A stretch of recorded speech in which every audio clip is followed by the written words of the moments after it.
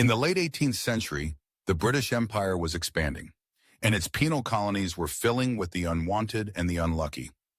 Among the hundreds of convicts forced onto prison ships, few could have imagined a future brighter than survival. But for Esther Abrahams, a young Jewish woman from London, destiny had something extraordinary in store. Her journey from the darkness of Newgate Prison to the grandeur of Government House in New South Wales is one of resilience, reinvention, and remarkable transformation. Esther's story begins in the bustling, unforgiving streets of London. Born around 1767 to a modest Jewish family, she was faced with the daily challenges of poverty and prejudice.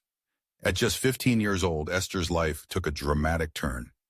Accused of stealing 2 lengths of black lace, a crime that carried severe punishment in those days, she was found guilty and sentenced to 7 years transportation to the penal colonies of Australia. In 1787, Esther boarded the Lady Penrhyn, one of the 11 ships in the First Fleet that would establish the British settlement in New South Wales. She was not alone. With her was her infant daughter, Rosanna, a child she cradled through the months-long and perilous voyage to the other side of the world. Conditions on the ship were harsh, with overcrowding, disease, and uncertainty haunting every day at sea.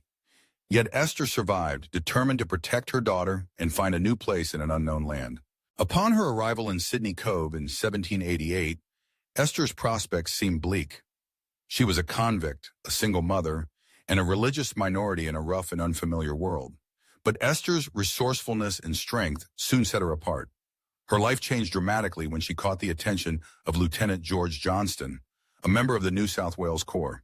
Despite the rigid social hierarchy of the colony, the two formed a partnership that defied convention. Esther moved in with Johnston and bore him several children, becoming an integral part of his life as he rose through the colonial ranks. As Johnston's companion, Esther navigated the complexities of colonial society. She managed their household and, over time, significant agricultural holdings, proving herself to be shrewd and capable. Her skill in running their estate at Annandale, and later at Newington, earned her respect among settlers and officials alike. Esther's Jewish heritage and status as a former convict could have excluded her from social circles, but her intelligence, adaptability, and determination won her a place in the emerging colony's elite. The defining moment of Esther's ascent came in 1808 during the infamous Rum Rebellion. George Johnston, by then a commanding officer, led the only successful military coup in Australian history, overthrowing Governor William Bligh. With Johnston acting as the colony's interim leader, Esther assumed the role of First Lady of New South Wales. She hosted dignitaries, managed affairs, and stood at the center of political and social life, a position unthinkable for a woman of her origins. After the rebellion, the British authorities recalled Johnston to England, but Esther remained in New South Wales steadfast and resilient. Following Johnston's eventual return, the couple married, cementing Esther's status and legacy. She lived out her days as a respected landowner and matriarch, her journey from convict to First Lady, a symbol of possibility in the face of adversity. Esther Abrahams' life defies expectations.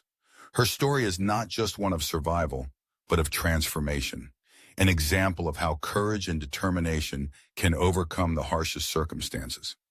From the cramped holds of a prison ship to the halls of power in colonial Australia, Esther's journey is a testament to the indomitable spirit of those who helped shape a fledgling nation.